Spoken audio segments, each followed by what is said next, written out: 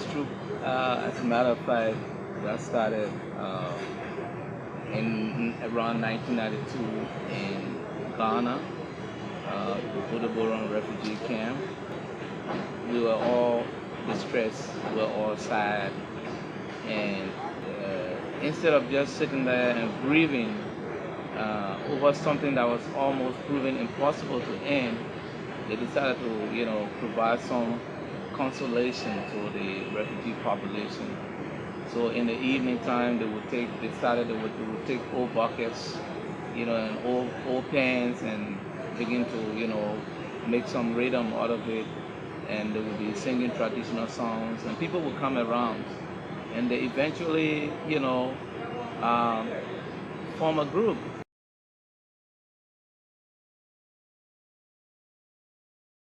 And Point 4 is one place which is a real hub for cultural activities.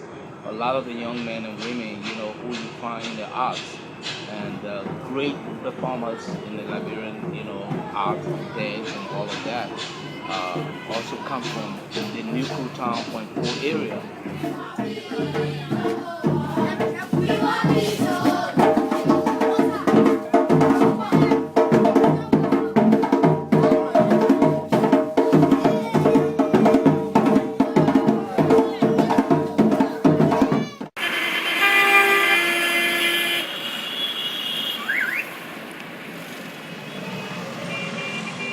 Idea of a former child soldier taking a Canadian volunteer / tourist hostage when I was, I guess, 19, and then just through trips and meeting people and learning more about the conflicts in Sierra Leone and Liberia.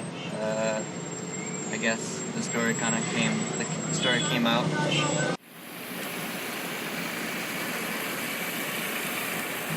It seems that a lot of people, particularly even our age, are already quite jaded about,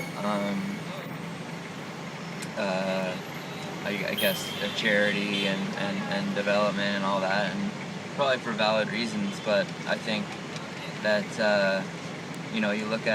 we always talk about the corruption in Africa and the abuse of funds and stuff. But then I think it's interesting to look at our own response to it, which is to send over kind of our teenagers, our kids, to go into these communities, not knowing really a goddamn thing, and kind of questioning maybe a little bit more carefully what our response, if any, should be.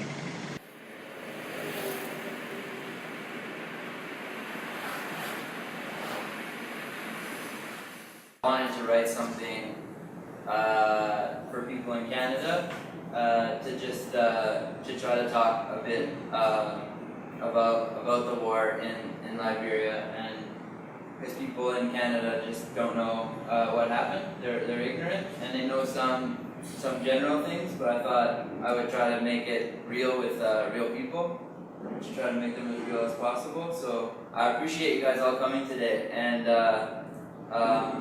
I think Jake, after each little scene that we read, Jake's gonna just quickly give us a breakdown of what happened, because normally it's supposed to be up on stage and people are acting things out, so not the full picture can be painted with us just reading it.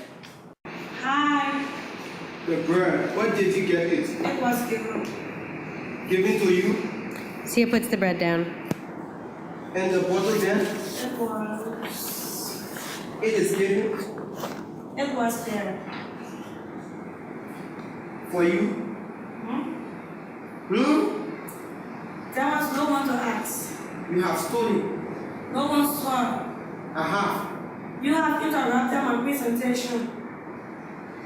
You are planning to give communion to the representative from the United Nations? Sia nods.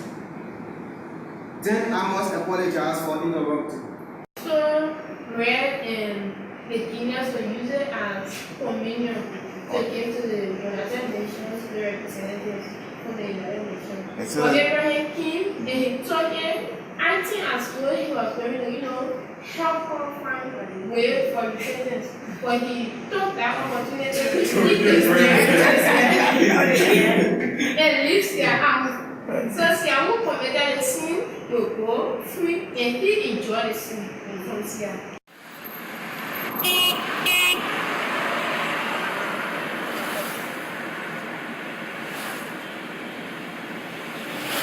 If that play is really put together the way it is written, it's going to make some serious impacts on people's lives.